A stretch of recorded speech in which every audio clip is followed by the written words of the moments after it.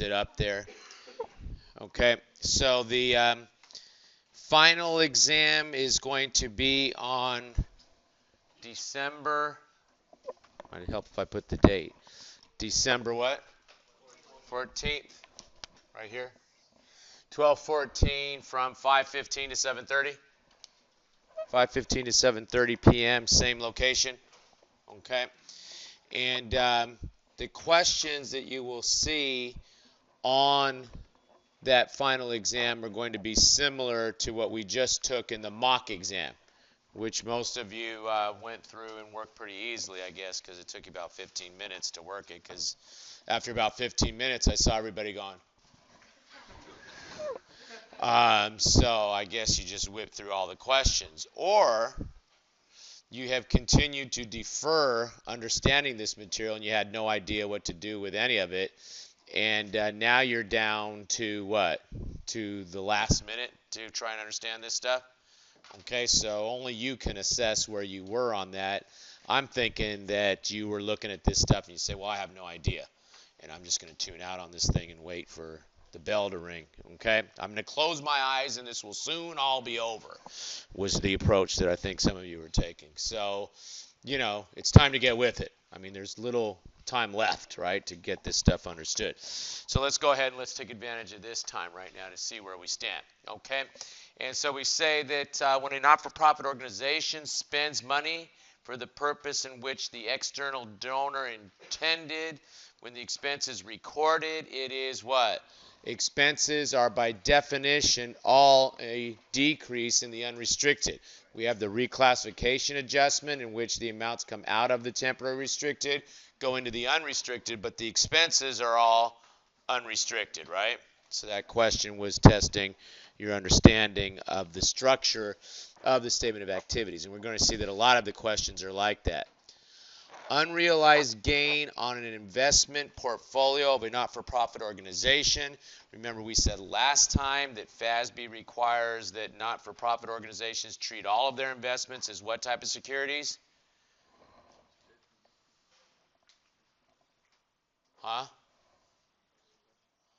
Trading securities, right? They treat everything as trading, meaning they mark everything to market on the balance sheet, and unrealized holding gains and losses go immediately to the not-for-profits version of the income statement, the statement of activities, right? There's no other comprehensive income treatment for, say, available for sale securities. There's no, just carrying them at amortized cost, which we do for held to maturity securities. Everything's trading, mark to market on the balance sheet. Unrealized holding gains and losses went straight to what? Straight to the income statement, right? Which is called the statement of activities. Which of the following statements would a non-governmental not-for-profit organization have to prepare? And the only correct answer here is statement of cash flows. Remember that I have told you several times, make sure you know the name of the financial statements that we did it for governments, but now that not-for-profits know, which is the statement of financial position is the balance sheet, the statement of activities is the income statement, statement of cash flows is the statement of cash flows. Statement of functional expenses, which I may very well ask you on the test, is something that is recommended for the colleges and the hospitals, healthcare organizations, and it is what? Required for the voluntary health and welfare organization. So I have an expectation that you'll know what the statements are, what their names are, and who has to prepare what, right? Okay, good. Number 4.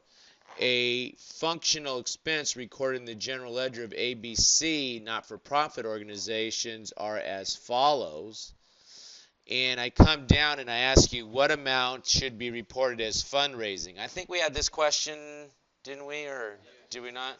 Okay, in some of the tests, and that's fine. I did that because in my other classes I went through a different exam with them, so between the two exams I pulled different questions that some of you had seen, some you hadn't seen. But this one you had seen, and remember that maintaining the donor list, maintaining the donor list was the only thing that qualified here as a fundraising activity, right? The rest of these were sort of administrative, general and administrative, right? Okay. Okay, good. So it sounds like maybe you did do better than I thought. You should be correcting this as you go along to see how you did, guys. Okay. Number 5, a large not-for-profit organization statement of activities would report the net change for net assets. In other words, our net income number, remember, is reported for what? All three categories: unrestricted, temporary restricted, permanently restricted, which made this a yes, yes. Plus, they also give the total, don't they? Okay, so again, guys, you can see that there's a investment that you should be making in understanding the structure and the operation of that statement of activity. You see how that keeps coming back to you? Okay, okay, good. Number 6, the Pell Museum received a contribution of historical artifacts. It need not recognize the contribution if the artifacts are to be sold and the proceeds are used to do what? Acquire other collection items. Good. Okay, and remember the 3 criteria that had them that they do not have to record collection items is if, obviously from this question, the sale and the proceeds would be used to purchase other collection items. The other one is it is held for public exhibition. And the third one, not necessarily in this order, is what? Is that it be protected and cared for. So protected and cared for, held for public exhibition, and then what? This question's criteria, which if they sell one of the items, they have to use the other proceeds to buy other collection items. How many criteria? 3. Good. Okay. Okay, good. Cancer Educators, a not-for-profit organization, incurred cost of $10,000 when it combined program functions with fundraising. Which of the following cost allocations might cancer report in its statement of activities? And what? None of this is general administrative, right? And if we combine program and what? Fundraising activities, remember we have to allocate them between the two. And I think I gave the example of doggy grooming in here, doggy grooming class. Okay. Okay, good. If you have a question, this would be a good time to stop and ask because there's no tomorrow. Well, there is a tomorrow, but there's no tomorrow to ask me more questions.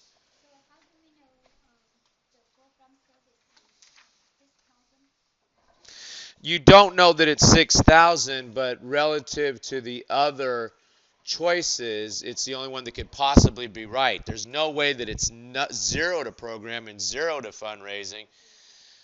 Is this one of these things where she asks me the question and you answer it? I don't quite understand what I'm supposed to be doing when she asks me a question. I'm answering it and you're talking to her. Should I stop talking at that point in time? Should I sit down until you're done? What do you want me to do? No, I'm serious because I don't care. I don't have to answer the question. I know the answer already. Okay, so what's happening? We're sitting here and we have what? Program in, fundraising, 0, is not. Should I just not answer it now? Did she explain it already? Okay. All right, so then what? We come over to Lee Mediators, a not-for-profit religious organization, suffered damage from a storm that broke glass windows in Lee's building. A member of Lee's congregation, a professional glazer. Now, you may not know what a professional glazer is, but you know that they're a professional, right? Okay, a glazer is someone who fixes glass. Now, the reason we don't call them glazer is because if you have a broken window at your house, you probably say, I got to call the glass guy, right? Well, a glazer is the glass guy, okay? Okay, so this professional glazer comes in and replaces the window at no charge. How should we report this? And because this person is what? Is a professional, right? So the person has a specialized skill. It's otherwise needed in that what? We can't sit there with a broken window on our church, right? And what? It's probably measured fairly easily because he would just tell you, well, this is what I would usually charge for this, right? And so since we met all those criteria, you would do what? You would debit expense for whatever he charged you, and you would credit what? Credit contribution. Okay, so they tell us that it is what? It is reported as both an increase in expense and contributions. Okay, Okay, good. Come over and let's take a look at the next one, number 9. In 2014, Citizens Health, a voluntary health and welfare organization, received a bequest of $200,000 certificate of deposit in 2015. The testator's only stipulations that were the certificate be held to maturity and that the interest revenue be used to finance salaries for a preschool program. Interest revenue for 2015 was $16,000 and was used as the donor specified. When the certificate matured and was redeemed, the Board of Trustees adopted a formal resolution designating $40,000 of the proceeds for future purchase of equipment for the preschool program.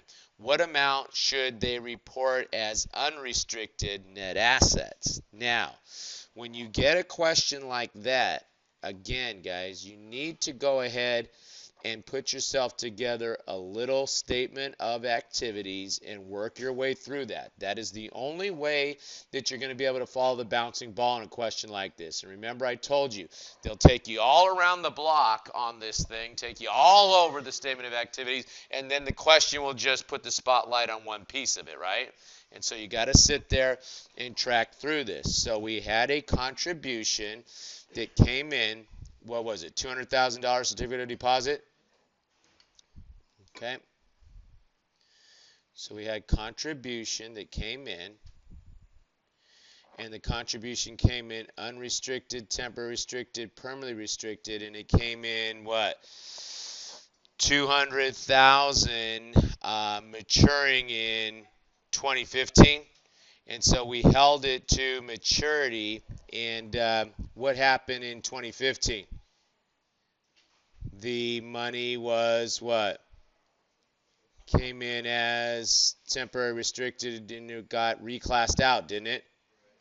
Okay, so let me get rid of this contribution. Get rid of contribution. And it came in, it came out of temporary restricted in, what year are we doing now? 2015? Okay, so it came out of temporary restricted, 200,000, and went into what? Unrestricted in 2015 because they sat there and they did what? They met the time requirement, didn't they? Okay, because we had to hold it until it matures. Okay, then what? Then we had interest revenue of 16,000 that was used as a donor specified. And when the certificate matured and was redeemed, the Board of Trustees adopted a formal resolution designating 40,000 of the proceeds for a future purchase of equipment for a preschool program. Who restricts net assets? Huh? The Board of Directors designates. I'm not the Board of Directors. The donors restrict it, don't they? So this 40,000 that the board designated is still considered what? Unrestricted, isn't it? Okay. And then what do you want to do with this 16,000? 16,000 was the investment earning.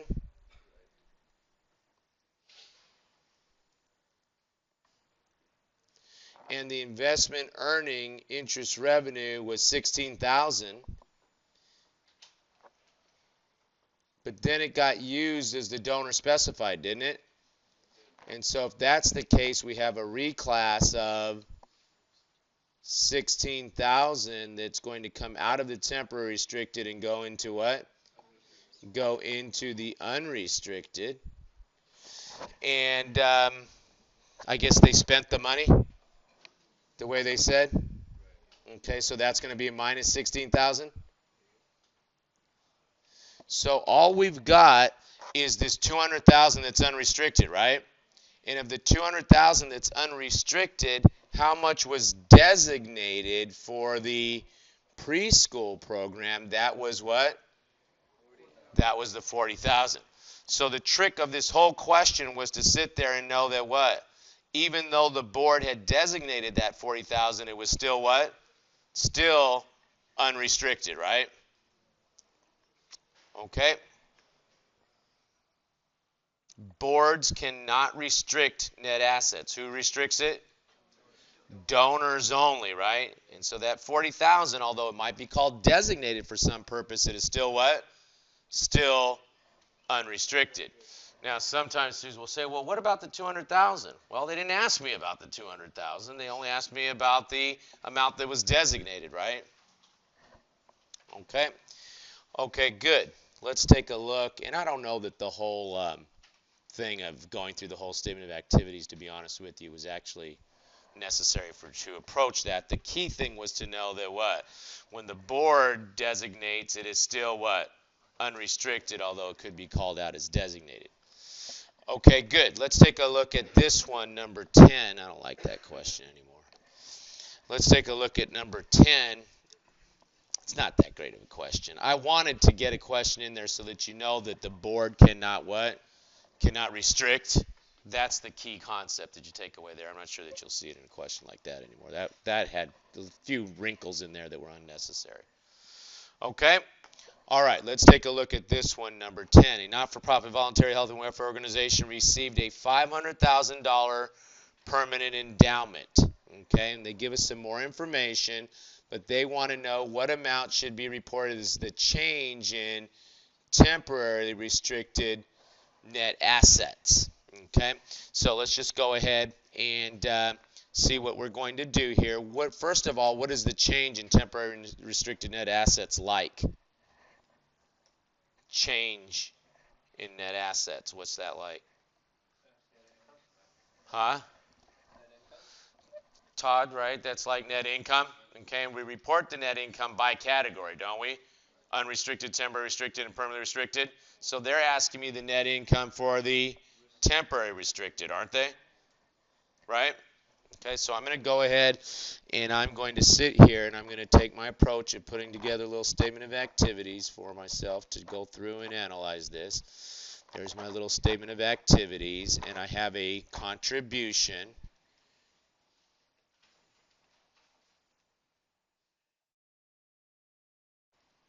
Right, and the contribution come in what? Unrestricted, temporary restricted, or permanently restricted, right? And that first amount came in what? 500,000 permanently restricted. Okay, and the donor stipulated that income must be used from this for a mental health program, and the endowment fund reported a 60,000 net decrease in market value and 30,000 of investment income. So let me go ahead and first take that investment income.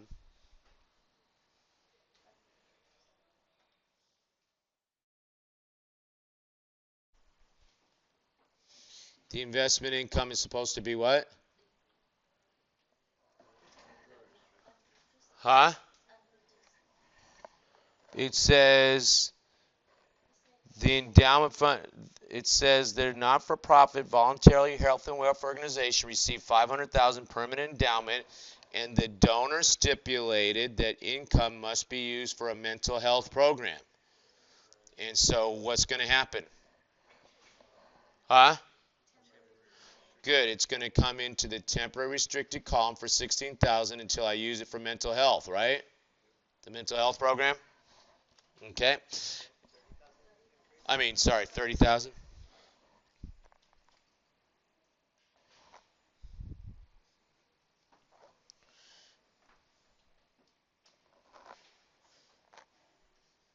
Okay, good. So it's temporary restricted. Then what? Then they tell me that there was a decrease in 60,000 in market value on this investment. And then they tell me that the organization spent 45,000 on the mental health program, didn't they? Well, if they spent 45,000 on the mental health program, don't I need to reclass that out? Okay, so I'm going to go ahead and take the reclass.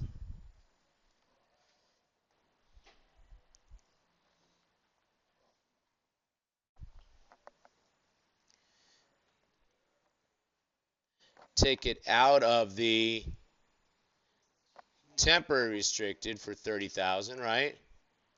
And put it into the unrestricted, and then I'm going to have to take expense of what? Of 45,000. And sometimes students will say to me, well, how can they spend 45,000 if they only had 30,000? Well, look, the not-for-profit can spend any unrestricted funds it has anyhow it pleases, right? So it spent 30,000 of the restricted, that's why we had the reclass, but then they also spent what? 45,000, I guess 15,000 of unrestricted money they had available that they can spend on that program, right? Okay. So how much is in the temporary restricted right now? Zero. And if there's zero in the temporary restricted, then the loss on this permanent restricted endowment has to go what? Has to go to the unrestricted column, doesn't it? And so I'm going to go ahead and I'm going to put the loss somewhere up here, I guess. Let's try to squeeze in the loss. The loss is 60,000. That has to come out of what? Unrestricted. I'm just squeezing it in up there. Right? Since there was nothing in the temporary restricted left to absorb that loss. That was just a loss I wrote up there because I ran out of room. Do I have to rewrite it? You see I wrote loss 60,000 right there, kind of. That's the loss of 60,000 has to be shown up there. You can't see it? Huh? You can see it? Kind of like Santa Claus. You know he's there somewhere, right? You just can't see him all the time. You can see it? Okay. Okay. Do you see it? I saw it. Okay. Okay. All right, let's go ahead and let's take a look at this next one. Come on. Uh-huh.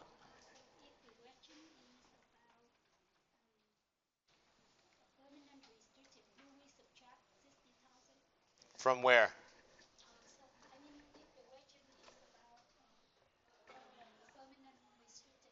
Uh-huh.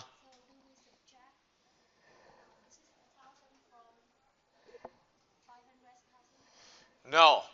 If there's a No, that's not how it works. When we have a permanently restricted contribution, permanently restricted endowment, okay, then we have to maintain that amount forever. So any losses on a permanently restricted endowment first go against anything available that's in the temporary restricted column related to that investment, which we had 30,000, but what? We spent 30,000 as the donor told us, so there's nothing left. And if there's nothing left in the temporary restricted column, then we take that 60,000 out of the unrestricted column. Okay? If there had been, say, 10,000 left, we would have first taken 10,000 from the temporary restricted, and then what? The remaining 50,000 would have had to have gone over to the unrestricted. You can only take it from the temporary column if it's related to the same endowment, though, right? So if it's That's 10,000, correct. something else. That's correct. It's related to each endowment because, again, the donor contributed that to me and told me this is what you have to do with this endowment and what happens with it. And they often will tell you what to do with increases in value or what to do with earnings from it, like interest or dividends or whatever these earnings were. They won't tell you, they rarely tell you, now this stock that I'm giving you, when it starts to tank, here's what I'd like for you to do with the losses. They usually don't get into that, right? And so FASB told us, first go against anything that's built up from that investment in the temporary restricted column and remains unused. I'm almost reading the slide to you now, right? Remains unused in the temporary restricted. Any additional amounts go to the unrestricted. And in this case, since we had gotten down to zero, which was the answer to this question, everything else goes to the unrestricted. Okay? Question?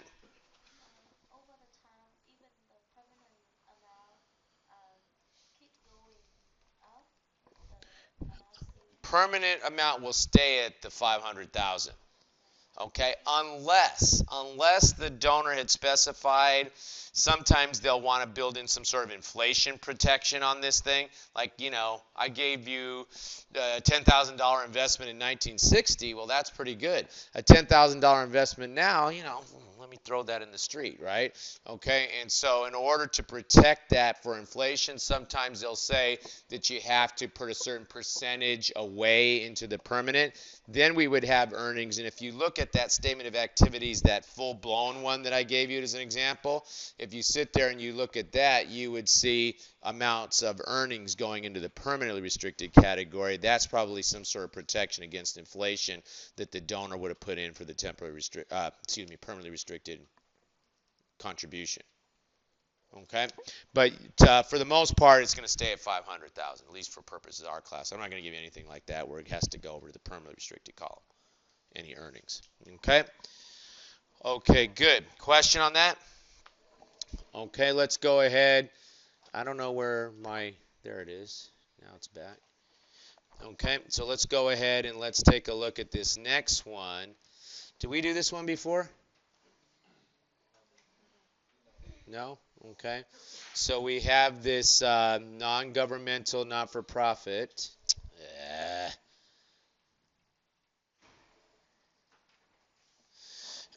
This baker, and they received a contribution of $125,000.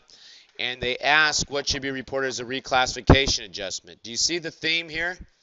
We're going to sit here and we're going to repeatedly see that what? We will be given a whole story, and then we're going to have to sit here and isolate on one part of the statement of activities, right? Okay, so we need to be good at this statement of activities. Okay, this is what we're preparing here, statement of activities, and we have a contribution. Contribution comes in what? Comes in unrestricted, temporary restricted, or permanently restricted, right? And so they received 125,000 contribution restricted to youth activity. That is what? Good. That is a temporary restriction of 125,000 as it comes in there, right? Okay, good. Then what? Then we come over and they tell us that during the year, youth activities generated revenue of 89,000. Well, if I generate revenue, what should I do with that revenue? Unrestricted, temporary restricted, or permanently restricted? Revenue, by definition, is unrestricted, guys. We said that 52 times. Revenue, by definition, is unrestricted. Donors do not have a right to tell me how to use money that I earned. I earned that. I provided them a service. It's an exchange-like transaction. Shut up about telling me how to use it. And go and enjoy your service, whatever it was, right? Okay, so that comes in to the unrestricted. Now, the program had expenses of $95,000. Well, if we spent money in the program and we spent it on the youth program the way the donor specified to us, then I guess we better have a reclass in which what? The $95,000 comes out of the temporary restricted and goes into the unrestricted, 95,000, and then we will do what? We'll report the expense here of 95,000, right? So they ask me what should we report as assets released from restrictions? Well, we released what? 95,000 out of temporary restricted and into the unrestricted, didn't we? Okay. What if the question asks, like, what are the net assets for unrestricted? What are the net assets for unrestricted based on this? There would be a net increase in unrestricted net assets of 89,000. My increase in unrestricted net assets, my change in unrestricted net assets is going to be an increase of 89,000, right? By the amount of revenue. Now, sometimes I'll get students that will sit there and want to say to me, well, wait a minute, it should be 6,000 because we should have used, the 89,000 first. Who says? If I earn the revenue, I can save that if I want to and say, hey, I'm not spending it on the program. I'm saving that. I'm spending 95,000 the way the donor told me to right now, right? So if it's unrestricted, the not-for-profit can use it however they see fit, right? Carolyn, what numbers are you crunching into that calculator? Okay. All right. Okay, good. Okay, let's go ahead and let's take a look at number 12 here.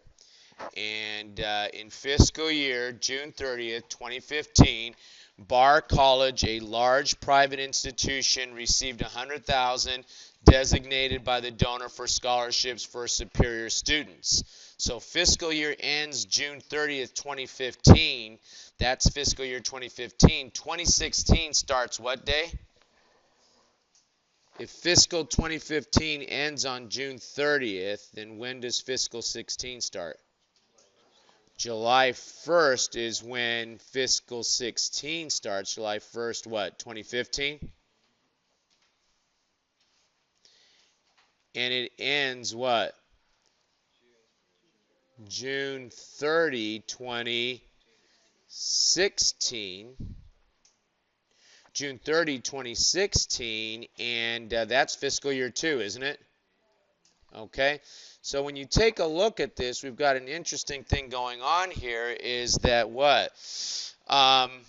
In 2015 fiscal year, they received $100,000 designated by donors for scholarship.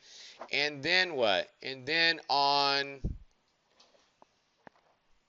July 16th, 2015, which is taking us into fiscal year 2, isn't it? Taking me into fiscal year 2, then they finally went ahead and awarded the scholarship, didn't they? So they awarded it in the next fiscal year. And then they're asking us, how should the July 26th transaction, the awarding of the scholarship, be reported in the fiscal year 2 statement of activities, right? Ended June 30th, 2016. Okay, so let's go ahead then and let's do both years. Let's do my statement of activities for fiscal year what? 2015, and the money comes in. They get a contribution for the scholarship, and that contribution is what? Unrestricted, temporary restricted, or permanently restricted? Temporary restricted for $100,000, right? I'm not lining my contributions up very well with my money here. Comes in temporary restricted, doesn't it, in 2015? Fiscal 2015, right? And then what? In fiscal year 2016, they do what the donor told them to do with the money, don't they? In fiscal 2016? Hello? And so what do I do when I meet a donor's requirements? I have a reclass in which the money comes out of the temporary restricted and goes into unrestricted for $100,000, and then I report what? I report my expense of $100,000, don't I? So is it true then that what?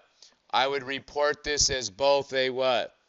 Both an increase and decrease in my unrestricted net assets? Okay. Again, guys, the trick again and again is knowing the mechanics of this thing, isn't it? Of this statement of activities. They tell you the whole story. In fact, here they went through 2 years. In fact, this is nothing more than Save the Canines. The very first Save the Canines example I gave, somebody gave me what? Gave me $10,000 in year 1. I didn't spend any of it. I spent what? $6,000 in year 2. When I did, the money came out of the temporary restricted and reported the expense as out of the temporary restricted into the unrestricted and reported the expense as unrestricted, didn't we? So I could have said what? This should be reported for Save the Canines in the example of a what? Increase in the unrestricted and decrease in the unrestricted of 6,000 in that little example, right? It would have been the same question then? Okay. Okay, good. Come over and they tell us that the Jones family lost their home in a fire on December 25th. And a philanthropist who wished to remain anonymous sent money to the Amer Benevolent Society to purchase furniture for the Jones family. During 2015, Amir purchased the furniture for the Jones family. How should they report the receipt of the money? If I give you money and I direct you as to how you are going to use it for somebody else, I have not granted you, remember the discussion of variance power? I have not granted you variance power over this money, so you would debit cash and you would credit a liability, right? Now, if I gave the money to the benevolent society and said, hey, give it to any family you choose, then that money would be what? That money would be a revenue to the benevolent society, right? Because I would have granted them variance power. Okay? Okay, good. Number 14, unrestricted cash contribution should be reported on a non-governmental not-for-profit organization statement of cash flows. If it's unrestricted, it goes into operating, right? Okay. Number 15, a not-for-profit organization should report a contribution for the construction of a new building and when we get money and it is restricted for a long-term purpose like purchase of equipment, like a permanent endowment would be for long-term purpose. If they restrict it for that purpose require equipment of building, whatever, that is what? Financing when we receive that money, right? Now, we didn't ask that, I don't think, in this test, but if they spend the money, they spend cash as the donor specified to them on this, where should that show up on the statement of activities? There's only 3 categories. Take a shot. Huh? That is going to be investing. When you purchase equipment, just like in commercial, that is what? Investing. So all we really have to worry about that's different for what? For not-for-profit is when you receive money that's restricted that way, because not-for-profits are unique in that they get donations in which they're told to spend the money for a long-term purpose, right? And if they do, that goes into where on the statement of cash flows? That goes where on the statement of cash flows? We receive money restricted for a long-term purpose. That goes into financing. When I spend the money, it goes out as investing.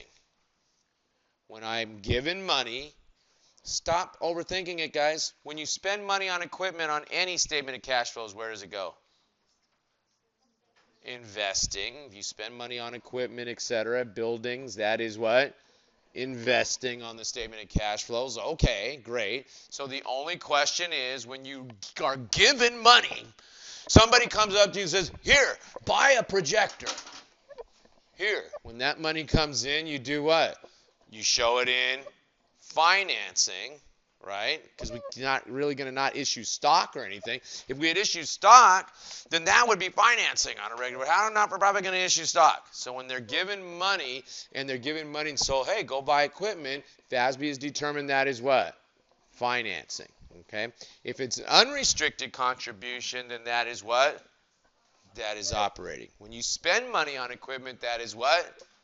Investing. Okay, good. Now we got it. Okay. All right, good. You come over, and we have number 16, Hospital Inc., a not-for-profit organization with no government affiliation, reported the following. Okay? And we say, what should we report as net patient revenue? Now, I think we went through this one, didn't we? I put it up on one of the slides. We had it up. It was kind of hard to see. It was kind of small. We went through this. But let's go through it again. So we have what?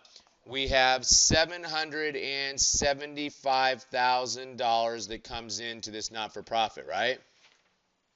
Okay, I mean as revenue, gross patient revenue. So that's revenue, isn't it? Okay, are we supposed to count charity care as revenue?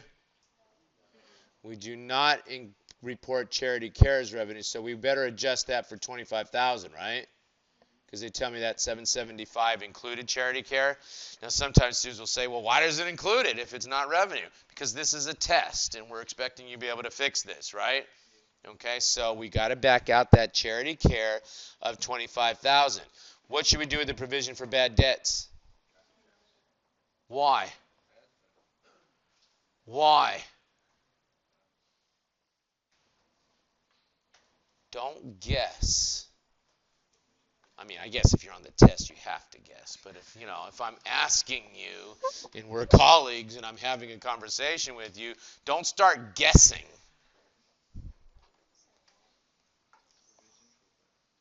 What do you do with bad debt expense?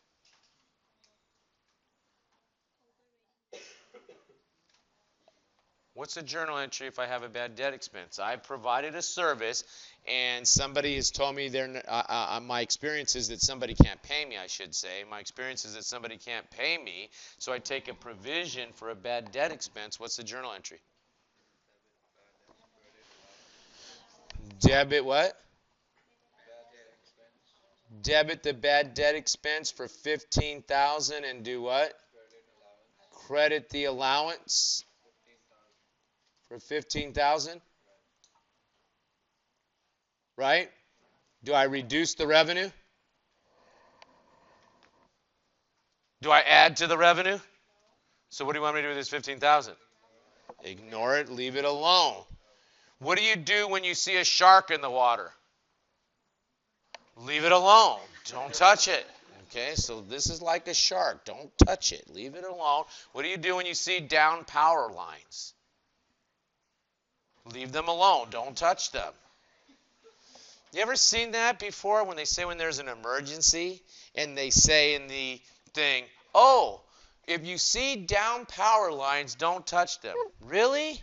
No, I want to touch them. Let me see what this is. Ah! I mean, come on. Of course you don't touch down power lines. Give me a break. Okay? Now, what's happening? So I leave that alone. It can hurt me, can't it? I leave that alone. That's not relevant, right? Okay? Now what happens? How about 70,000 difference between billing rates and fees negotiated with third parties? That has to be what? Subtracted out because I need to what? Report these net of any contractual adjustments, like payments to insurance companies and stuff.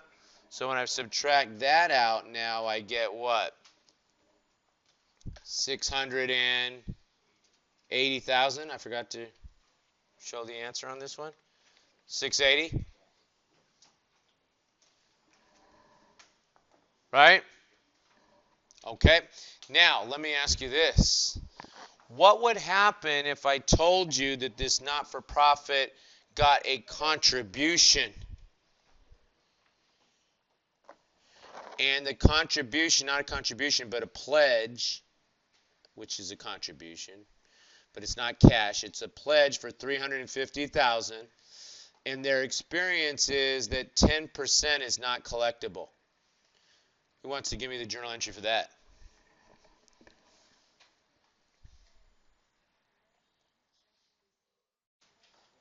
A pledge means I have not gotten the money yet. Someone has promised me they're going to give me the money. What's the journal entry?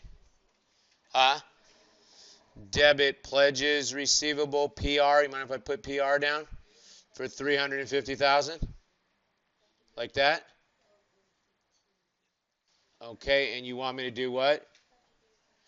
Credit contribution for how much?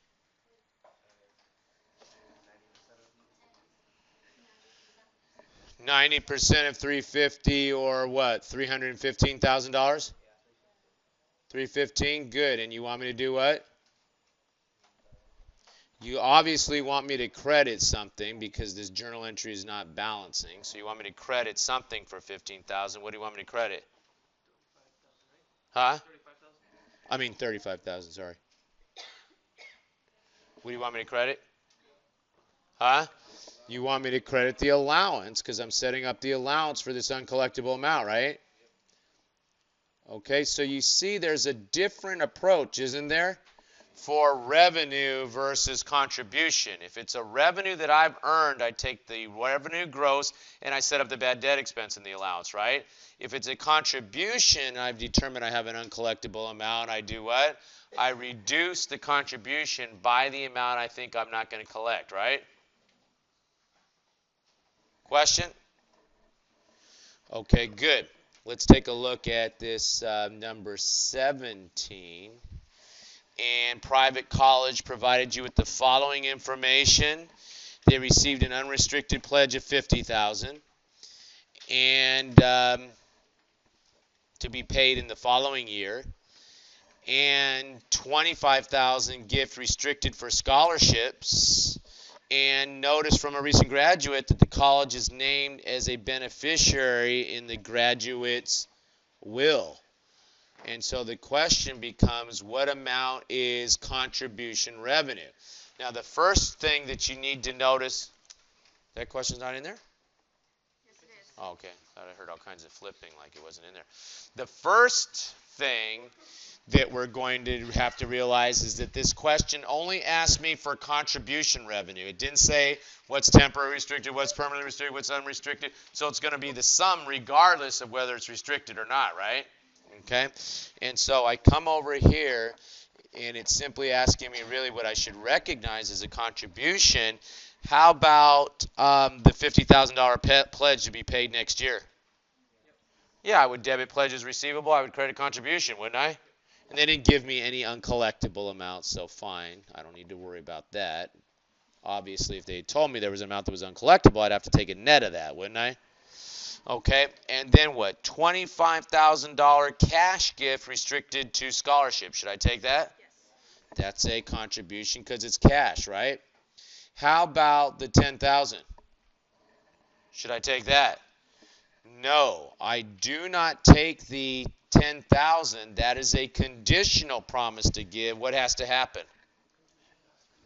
The person has to, and we have to meet the condition, which means this, if it's in his will, unless we got this information at a seance, if the person haunted us and said, I have put you in my will, then we can take it. Otherwise, we're going to have to, wait till the person actually dies? Okay? Okay, good. So this is what, 75,000?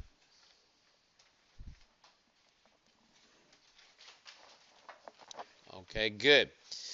Come over, and we have number 18 here. A voluntary health and welfare organization received a $700,000 permanent endowment during the year.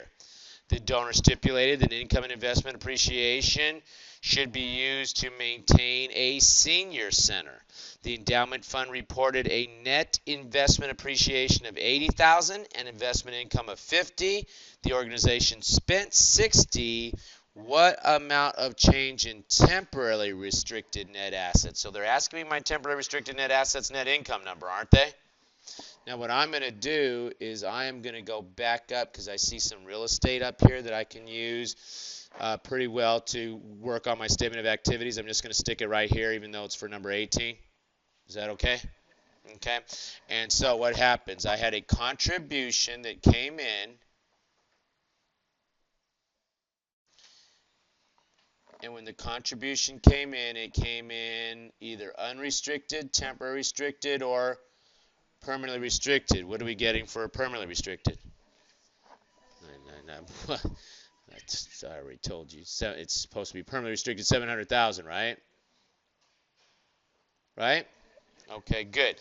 Then what? Then the donor stipulated that the income and investment appreciation be used to maintain a senior center.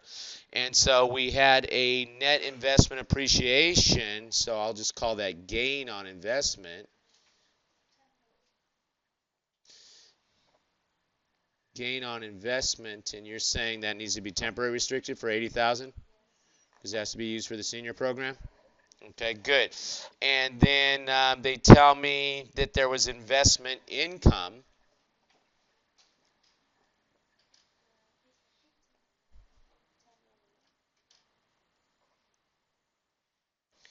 of what, 60,000? And that comes into 50,000? And that comes into temporary restricted?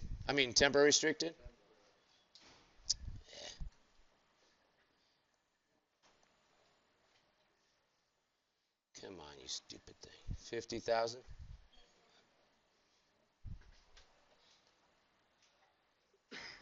Okay, good. And then what? Then they spent 60,000, didn't they? And so if they spent 60,000 the way the donor told them to, what should I do? I should go ahead and have show my reclass.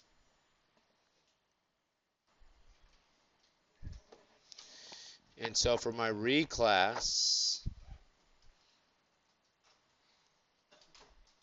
I'm going to, how much did they spend? 60,000. I'm going to come out of the temporary restricted 60,000, go into unrestricted 60,000, and then I'm going to report what? Expense here of 60,000.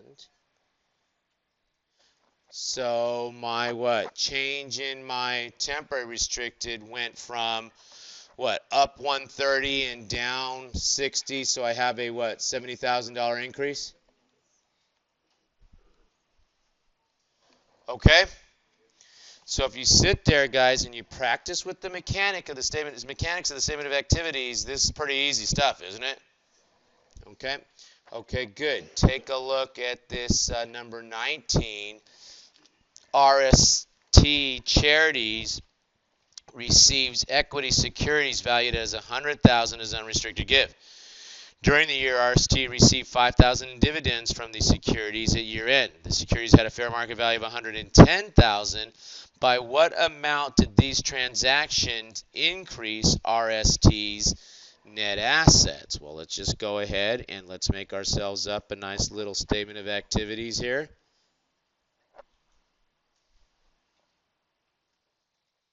Okay, and my statement of activities has what? Has contribution. And my contribution is going to come in either unrestricted, temporary restricted, or permanently restricted. And so I have an unrestricted gift of what? 100,000. That's obviously unrestricted. And then I start getting what? Earnings on this thing, don't I? So what should I do with my dividend income? Dividend income is going to be what?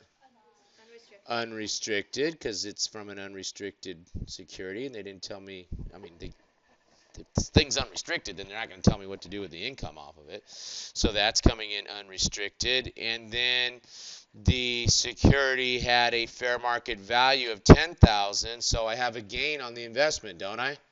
So I'd mark the security up to what? Mark the security up to 10,000 more, 110,000, and take the gain on the statement of activities, right, for 10,000, right? So I have an increase in net assets. Increase of net assets is like my net income number. My net income number for the period for unrestricted is 115,000, isn't it? Okay, good. Let's take a look at number 20, the Turtle Society. A government not-for-profit organization receives numerous contributed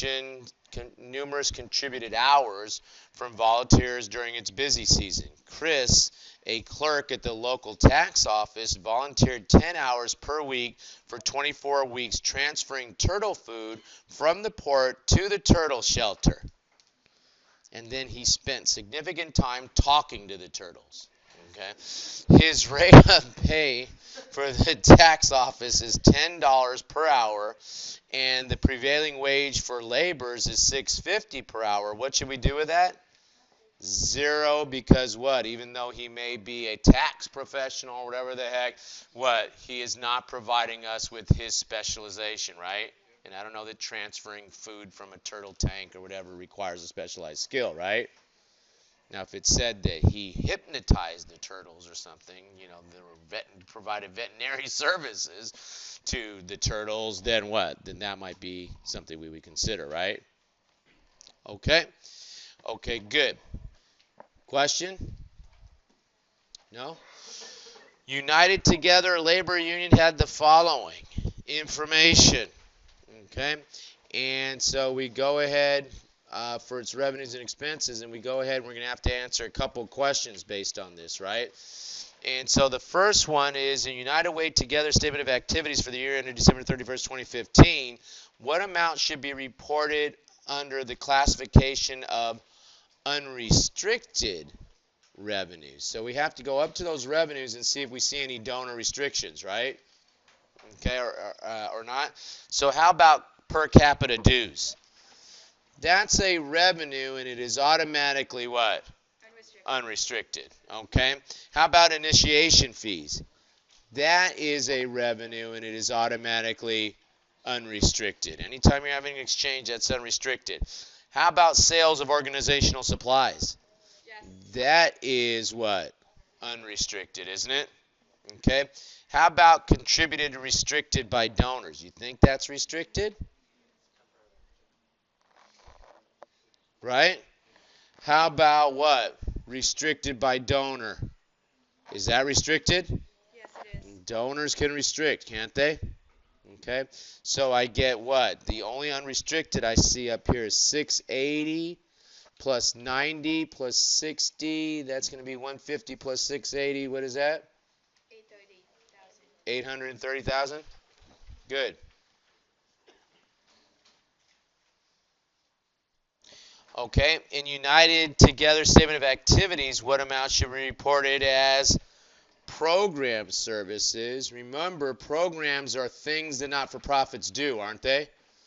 And so since they're a union, it's going to have to be union type stuff, right? So do unions negotiate labor? Huh? That's what they do, don't they? Do you guys know what unions do? Do you know what a union does? What does a union do? Negotiates a contract and then represents the employees to make sure the contract's being administered. Yeah. You know, why do we have vacations? Why do we have a dental program? Why do we have a medical program when we work? All of those things are things that unions fought for. Before, the employers didn't, so, oh, let me buy you insurance. Let me get you medical. Let me give you a paid vacation. All of that was things that unions fought for. And people literally, what, died so that you have those things. And if the pendulum swings back and somebody starts saying, well, we don't need this union, I don't have the union, we're going to outlaw this union because I decided I don't like them, it won't be long before the pendulum will swing back and you'll be back where you were. You got to maintain that. Okay? All right. Anyway, so all of those things come from unions, but anyway, and they negotiate better wages supposedly, right? Okay? And so we have that, the labor negotiations. So that's what? That's a program, isn't it? You guys probably forgot. What are we talking about now? Okay, so that's program. We have fundraising. Is that a program? No, that is what? Support. Good. That is things that not-for-profits do to survive, isn't it? Aren't they? Okay, how about membership development? That is a administrative cost. That's support. Fundraising is fundraising. I guess I could put an F next to that, because both administrative and fundraising are support. How about administrative in general? That's clearly what? Administrative. So the only program up here is the negotiations, I guess, right? So what's that, 500,000? Okay, good. In United to Wait, huh? Yeah, so back to the question. So fundraising is not a programming service um, because you're just trying to raise money instead of earn the money, right? Not for their not-for-profits expenses are either program or support. They're either program or support. Support includes what? Fundraising and general and administrative, right? Okay. Programs are things not-for-profits do. Why are they here? What's their charter? Why do we have this union? We have it to do things like negotiate wages for us and all that stuff I just gave a speech about, right? The Turtle Society, why does it exist? It exists to help turtles, doesn't it? Save the Canines exists to help turtles. So programs are things that the not-for-profits do. Support is what the not-for-profit does to survive. And the not-for-profit has to have what? Has to have fundraising to survive, doesn't it? It has to have selling and administrative expenses to survive. Okay? So it's either support, yeah, or program. Thank you. Either support or program. Program is what the not-for-profit does. Their mission, their programs. Not-for-profit to cure baldness would be doing research for baldness, wouldn't it? And she looks at my head. Really? I never noticed before, John, until you said something. Okay. And then what? Or we have what? So program to research baldness, program to buy toupees for people. All of those things would be towards the program for baldness, right? Whereas what? Support would be the fundraising aspect, right? Raising money to do that. Support would be hiring the CEO, paying the accountant to do the accounting. That's all support, right? Huh? Support support includes administrative and fundraising. Yes. Okay. We're good, Carolyn? Yeah. Okay. Okay, let's go ahead and let's take a look at this one now. Oh, where are we now? Last one. Last one, okay. So in United Together's statement of activities for the year ended December 31st, 2015, what amount should be reported as contributions temporarily restricted? And I think when we went back up, we had two that were restricted, didn't we? And what? The one that was restricted for 10 years was restricted by time. That was one of my temporary restrictions, wasn't it? It was purpose, equipment acquisition, and time. The other one, it says what? Restricted into perpetuity. That means forever. Perpetuity means permanent. Perpetuity means permanent, means forever. And so that's what? Only 30,000? That's kind of a mean question because it expected you to know the definition of the word perpetuity, which, this is not an English class. Okay? Questions? Okay, guys, you can expect a final that will look much like this. 30 questions, but you obviously are going to sit there and stare at your statement of activities till your eyes turn blue or green or whatever color. They change color from whatever color they are now, right? Okay, so you're going to stare at that, and you're obviously going to have to know what? You're going to have to know how we treat investments, right? We had a few questions there on investments. You're going to have to know about placement of things on the statement of activities. On the statement of cash flows, operating, financing, investing, right? We got into some of that.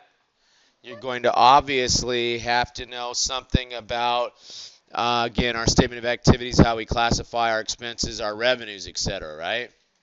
You're going to obviously have to know about, did I say investments?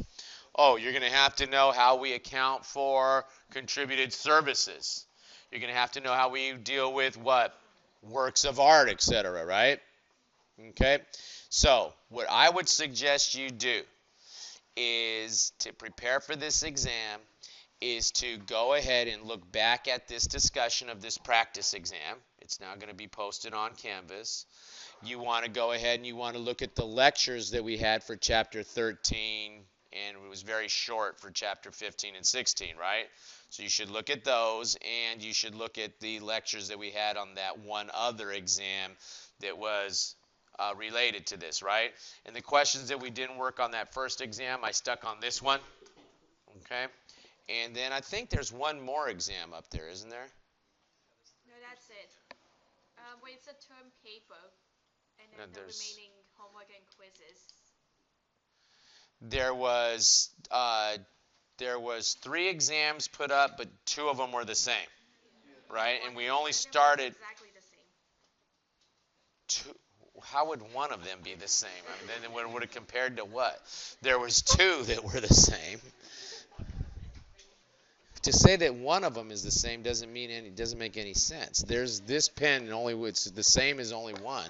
If I say that it's 2 are the same, now I have 2 that are the same. So there was what? There was 2 exams that were the same, right? And that's constituted one exam. I see what you're saying. But there was two on there that were the same, and we went through one of them, didn't we? We went through one of them, but then there was a second one that we haven't gone through yet. But you do have the answers and stuff there, right?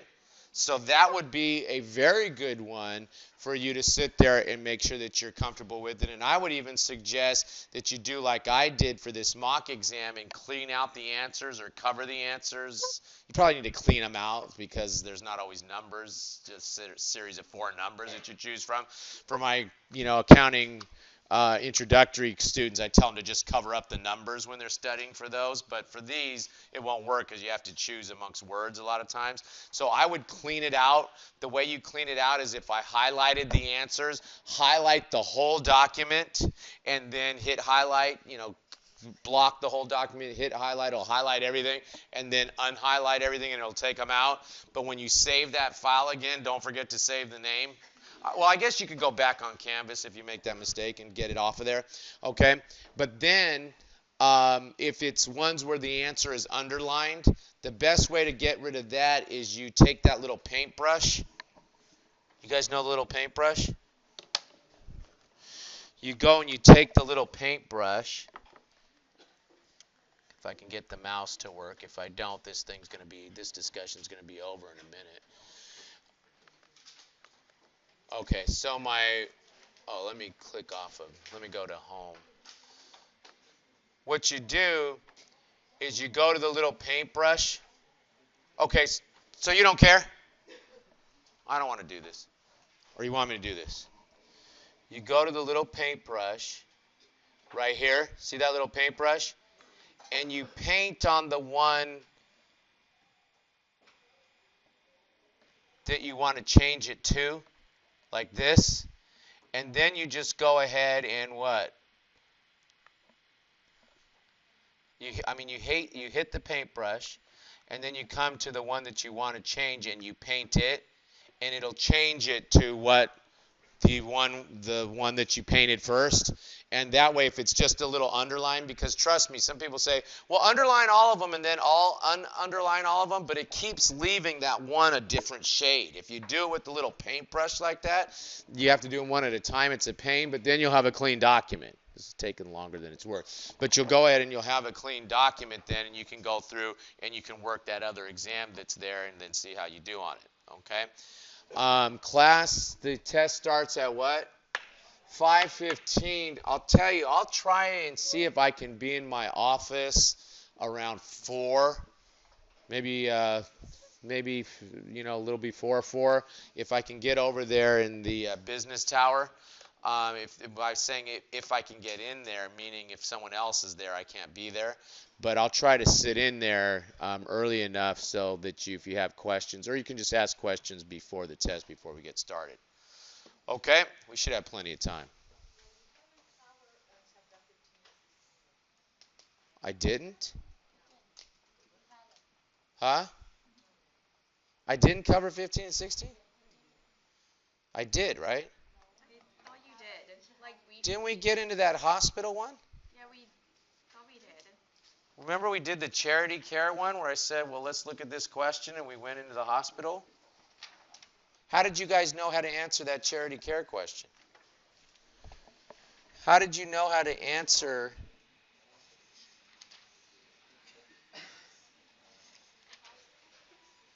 How did you know how to answer this question?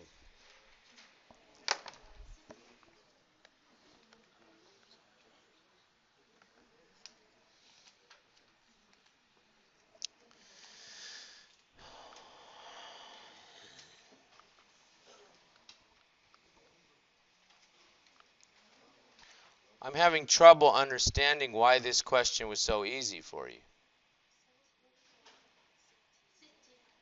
Number 16?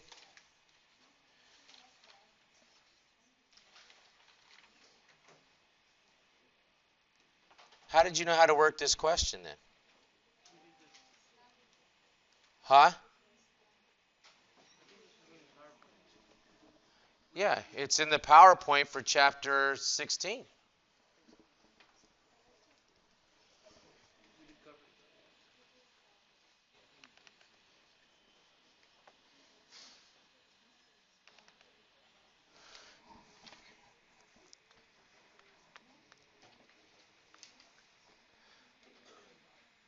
The reason I thought I covered it is because when we get into chapter 16 is for hospitals.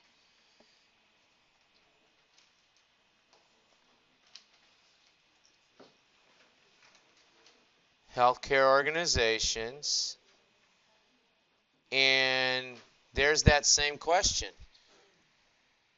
And I know we went through that. Then how did you know how to answer that?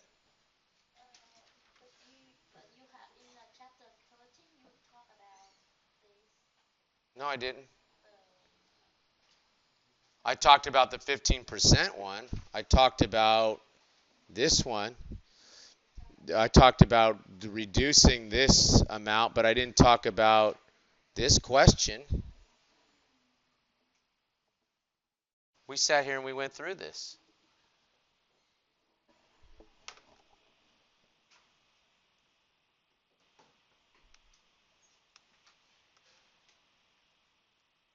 So you don't understand that question then? So you guys sat here and watched me work that question. You're like, what's he talking about? And didn't ask me anything? How? How do you know that charity care, you all sat there and said, oh yeah, charity care is not recorded. How do you know that charity care is not taken as revenue unless we went through this question together?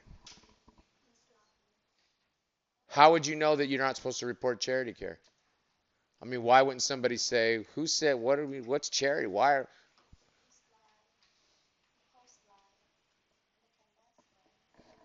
yeah, chapter 16, and we went through it. Then how did you know that they don't record charity care? How did you know that a not-for-profit hospital doesn't record charity care unless we went through this example?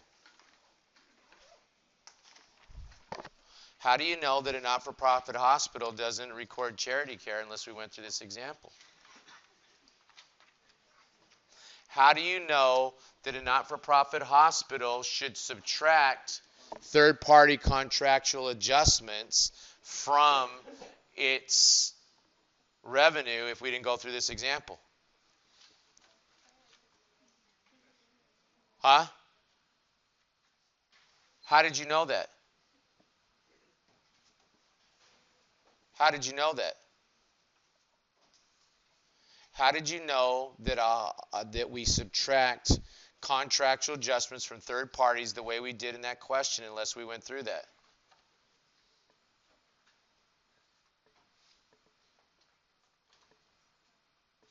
I'm waiting for a suggestion that gets us past this.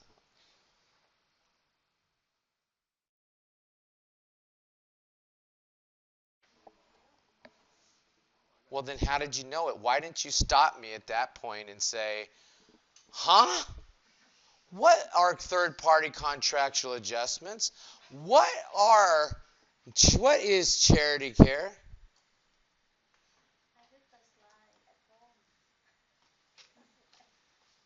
Oh, you read this slide at home. Okay.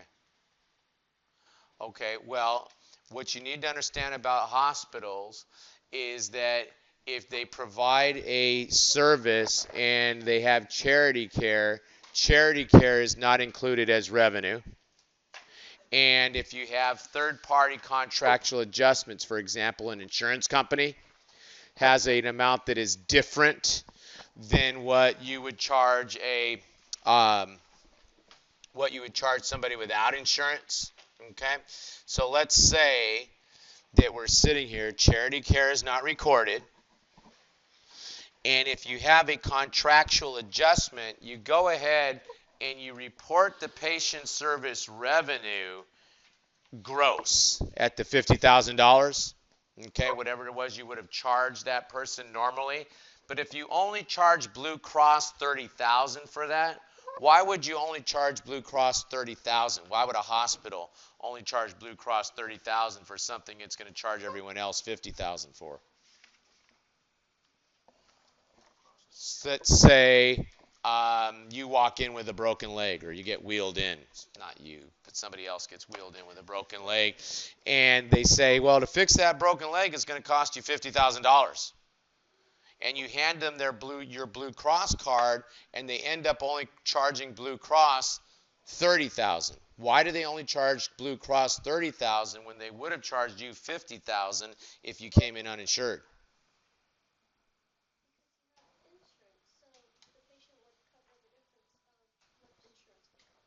No, patient doesn't cover the difference. I'm not talking about copay here. I'm talking about if they only charge you $30,000 for it. Now you may have a co-pay with Blue Cross that says of that $30,000 you have to pay 5% or something. Okay, so maybe $1,500 or something you'd have to pay for that. But why are they only charging $30,000? I mean, if they charge you the difference, you don't have a very good insurance program if it's the full difference of what they would have charged customarily for that versus what they're charging Blue Cross. Why do they only charge Blue Cross $30,000?